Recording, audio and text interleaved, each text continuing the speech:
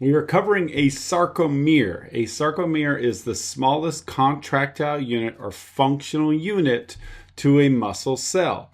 In a previous video, we looked at the breakdown of a muscle and we talked about how we go from a skeletal muscle to a fascicle. And then we look at a cell, and within a cell are myofibrils. Myofibrils contain a bunch of sarcomeres, and there's roughly around 10,000 sarcomeres per myofibril, and all those myofibrils that we find inside a myofiber, which is a muscle cell.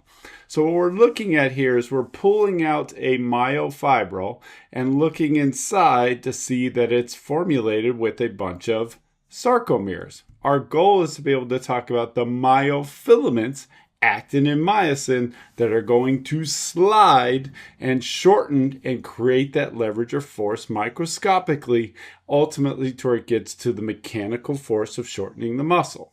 So when we look inside one myofibril, remember I said there's about 10,000 of these sarcomeres, but if I just pull out one, the definition of a sarcomere is from one Z line or Z disc. So Z line to Z line is one sarcomere. Our goal is to be able to pull and shorten a Z disc to a Z disc to shorten a sarcomere, shorten the sarcomeres within a myofibril, shorten all those myofibrils, shorten a muscle cell, shorten all the cells, you shorten the fascicle, you shorten the fascicles, you shorten the skeletal muscle to give me a contraction. So let's look at the sarcomere and the lines within it because it defines its functional piece. We said from a Z disc to a Z disc or Z line, that's the definition of a sarcomere.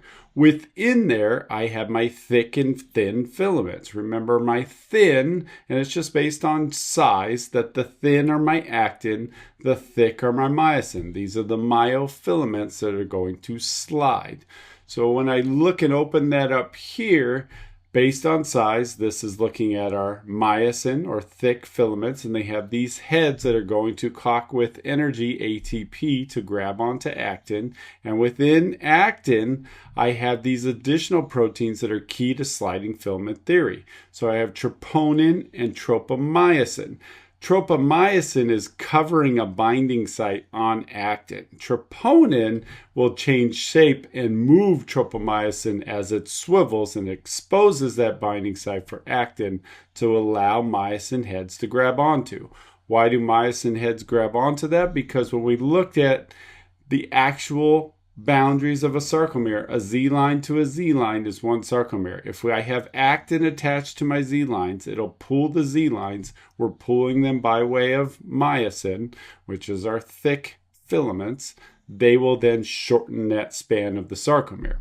So as I look at this, we've identified our actin and myosin. The other things we can see is first look at the H zone. The H zone is where I have thick filaments only, which is my myosin.